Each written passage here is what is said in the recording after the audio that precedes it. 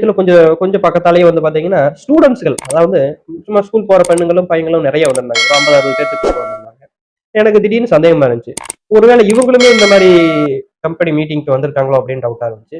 எனக்கு டவுட்டை வந்து கிளியர் பண்றதுக்காக அங்க ஒர்க் பண்றவர்கிட்ட நான் போய் என்னப்பா ஸ்டூடெண்ட்ஸ் எல்லாமே இந்த மீட்டிங்க்கு வந்திருக்காங்களா அப்படின்னு கேட்கும்போது அவர் சொன்னாரு, இங்க வந்து பாத்தீங்கன்னா இந்த ஹோட்டல்ல 3 ரூம் இருக்கு. 3 ரூம்ல வந்து பாத்தீங்கன்னா அட் அ டைம்ல நம்ம தனித்தனி மீட்டிங் ஹால்லாம் வந்து இந்த ஹோட்டல்ல வந்து 3 ஹால் இருக்குங்க.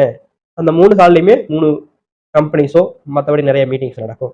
அதுல ஒரு ஹால வந்து இவங்க வந்து புக் பண்ணியிருக்காங்க. இவங்க வந்து பாத்தீங்கன்னா காலையில 9 மணிக்கு வருவாங்க. மதியம் இவங்களுக்கு தேவையான டிஃபன், பிரியாணி இது எல்லாமே ரெடி பண்ண சொல்லியிருக்காங்க. அவங்களுக்கு ஃபுட் எல்லாம் ரெடி ஆயிரும். ஈவினிங் 5 மணிக்கு மேல இவங்க எல்லாம் கிளம்பி போயிருவாங்க. இவங்களுக்கு தேவையான பாடலுக்கு உண்டான எல்லா எக்யூப்மெண்ட்ஸுமே இங்க அரேஞ்ச் பண்ணி குடுத்துருக்காங்க.